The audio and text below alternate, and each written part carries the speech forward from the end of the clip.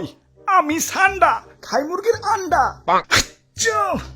ইচ্ছিরে লাগছে বহুত ঠান্ডা।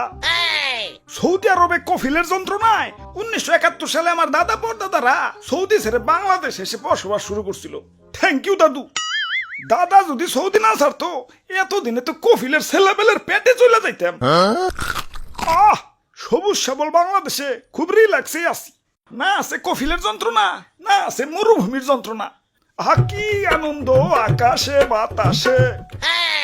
মন্ত্রী, ওই মন্ত্রী, আরে ওই মন্ত্রী। জি জি হুজুর। সারাদিন টিকটক দেখ লইব, রাত সবার কাম করবো কেঠা? তোমার জেঠা। আরে হুজুর দেখেন না, নেট দুনিয়া তো পুরাই ঠান্ডাময়। আপনি তো পুরাই ভাইরাল হয়ে গেছেন।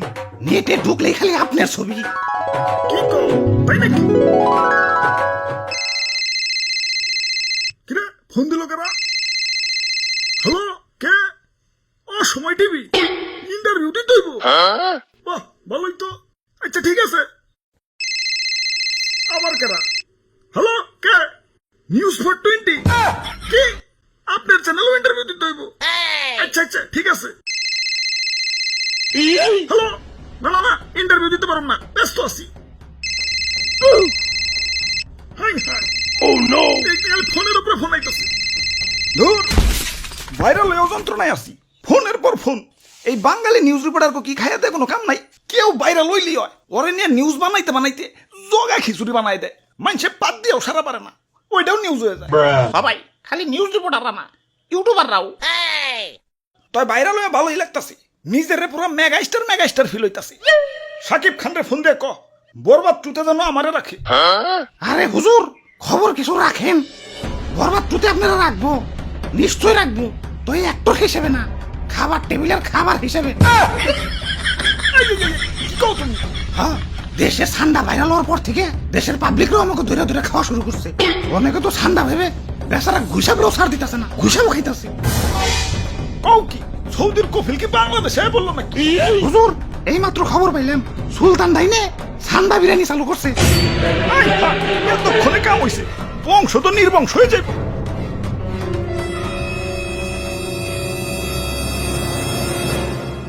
না অনেক হয়েছে, আর না, এর একটা বিহিত করুনি লাগবো। মন্ত্রী, আমার সৈন্যদের প্রস্তুত করো। যা যা আছে সব কিছু নিয়ে এয়ারপোর্টে হাজির হও। দেশ ছেড়ে পলাই তুইব। গুইসাপ, তোমরাও চলো। যে দেশে ইন্টারনেট নাই ওই দেশে যাবো।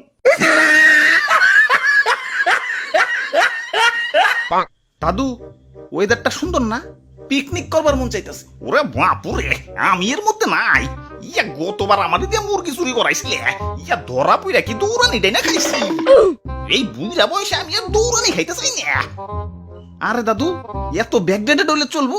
মুরগি দিয়ে পিকনিক করার যুগ এখনো আছে নাকি? ফেসবুক চালাও না নাকি? বুঝছি ভাই, চাচা সান্ডা দিয়ে পিকনিক করবেন তো সেই মজা ভাই।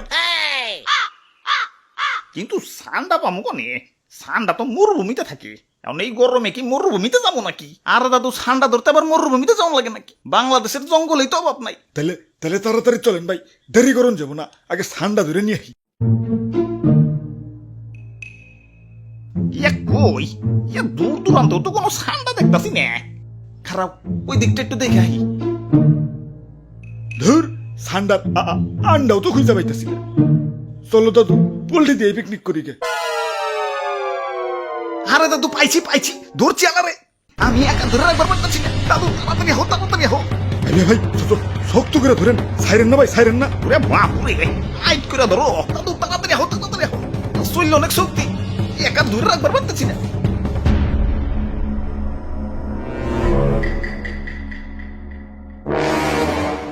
ওরে বাপুরে, ইয়া কেমন জানি দেখা যায়।